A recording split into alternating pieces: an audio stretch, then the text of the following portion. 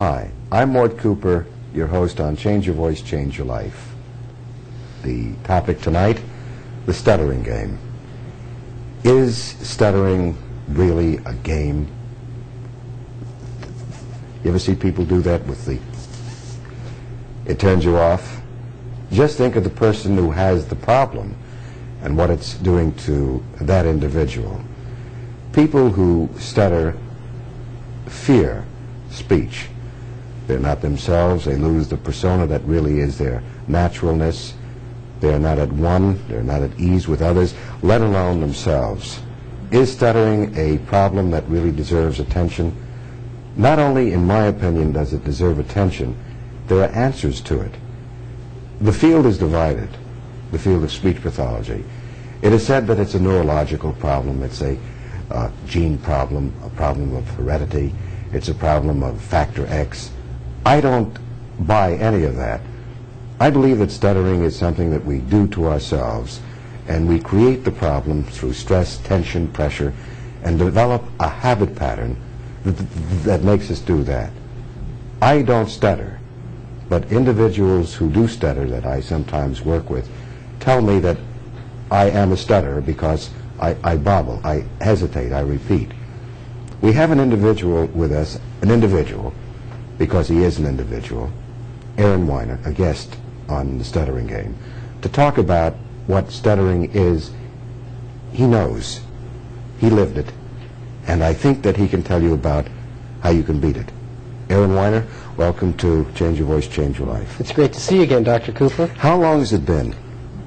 Gee, we worked together in 78 or 7, so it's been almost a decade since I've seen you. 10 years. You haven't changed a bit. You were a young 22, 23-year-old then? 23, yeah. And you were a stutterer. I was indeed, from as far back as I could remember, I think. Why don't you tell us about what happened, how you became a stutterer? Well, it's interesting. It's hard to say when I became a stutterer because it started way back in my childhood. It's not like a person who has an accident and loses their sight or their hearing or something like that. It's basically the way I learned to talk, out in the open in school and so on and so forth. As far back as I can remember, I saw a lot of doctors when I was a small child. So, I mean, I'm sure it started back when I was about, like at 6 or 5 or 6 or something like that, probably when I started school. And it seems to me that I had a doting mom and dad who probably, when I began to learn to speak, I bobbled a lot, more than their ear was accustomed to. And their sin, their crime was in trying to correct me when I was just learning how to speak. I was kind of a small, a demure kid, a shy kid, so I was awkward, and instead of allowing my speech to normally evolve, which is typical, it's the play. We all play with right, speech. Exactly. They immediately tried to help me, and their help, of course, hurt, and it got me deeper and deeper. And how did their help hurt? Well, they would they'd catch my stuttering, I imagine, and they would repeat it back to me, and so forth. Again, in trying to be a doctor, and trying to help me out. I want to pursue this because there's something fascinating I want the audience to understand. They noticed your stuttering, and when we worked together, I pointed out that what you were doing was not stuttering. It was disfluency. Disfluency means that you weren't using words fully as they could be. Like you did that. That's a hesitation or a repetition, or you prolonged a word. Kids do that.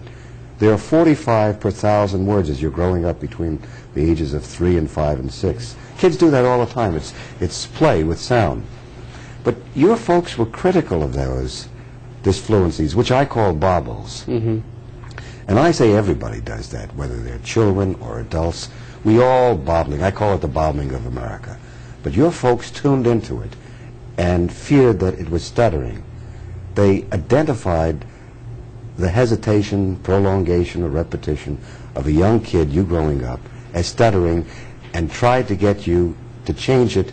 In that process, they brought your attention to something, created tension, pressure, and anxiety. Exactly. And the more I feel that you tried to stop it, the worse it got. Well, I'm sure the, it's funny, I don't remember any situations at home that contributed to my stuttering, although I've identified that that seems to be the root source, the very, very beginning.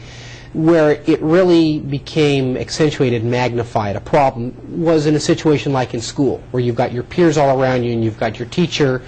You know, back in the old days when school was important, you dress nice for school and you brought the teacher an apple and so forth. Are you saying school is not important anymore? Well, I don't know. I don't like. You're only 32. A lot of kids, you're only 32, and you're saying that. Ah, those kids today. I don't know. Have you joined the older generation? Say, Right, exactly. But it seems to me it was about at like age 9 or 10 that it was really a problem, and that was about when I started to see doctors. I won't say any names, but they very much identified with the side of the issue that you defined at the beginning of the show as kind of a neurological problem. One doctor's approach was to sit me on the floor behind his desk while he did his billings, and he had a little, like a cabinet with some toys in it, and I'd play with his toys for half an hour, and then my mom would come and pick me up, and God knows what he charged my folks. I mentioned his name to you a long time ago. You'd heard of him. He's a well-known doctor. I won't mention his name now. He might be deceased now, for all I know. But he didn't do anything in the sense of... He didn't do anything. Another doctor who was a better doctor, a kind man, and a good guy, tried more of the physical approach, a therapy approach, with hearing and earphones and all that kind of stuff. And again, I got nowhere. And I really didn't see a doctor in a formal arrangement until I saw you. Now, that was a long time afterwards. That was, 8 or 9 or 10 years you were later. 22 years of age. What was the approach that I took with you that eventuated in your recovery from stuttering?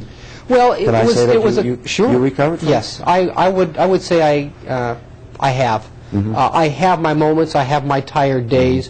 It's a habit. Again, it's a habit, a physical habit that I ingrained in my subconscious mind that may never go away. I've got a scar, but it's only a scar. And it only appears again, on days when I'm overtired or whatnot. I pretty much can work my way out of it, however. It was a twofold approach. I credit yourself and myself. Number one, I was a little bit older and perhaps prepared to deal with it. I basically had it. I'd had enough of it, and I was ready to drop that thing like a hot potato. Really, I think the key is what you told me, is that there isn't anything wrong with me. That what I've got I can shed like this. That's Just right. say the word. That's right. Every other doctor was, well, I think his problem is this, and I think his problem... Suddenly I had a problem, a real problem. You basically said, this is really very easy. It is. And you explained to me that everybody has disfluencies. Bobbles. And they bobble. We repeat, we hesitate, they stammer, they stutter. We go, and we say what we don't want to say. We are filled with the bobbles, all of us. You made me recognize that it's my quest for a perfect speech pattern that made me block. I was not a nervous stutterer in in that kind of sense, but I blocked that. Well, blocking is an attempt to force it out just right. Just right. It's like a feedback loop in your brain. You're monitoring your speech too closely, and before you say cramp. It's almost like a cramp in a sense. It's a cramping of the muscles. In a way, I didn't. It isn't actually a cramping, like it's more like a cramping.